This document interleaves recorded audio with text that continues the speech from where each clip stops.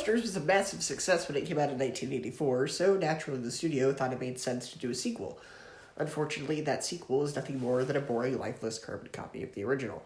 It has the same story beats, but without any of the energy or humor that made the first one a success in the first place. The setup of the film makes absolutely no sense, for starters. The film begins 5 years after the original, and the Ghostbusters are now out of business, and each is doing their own thing. Ray and Winston now entertain at children's parties, Peter has a TV show, and Egon works in a lab.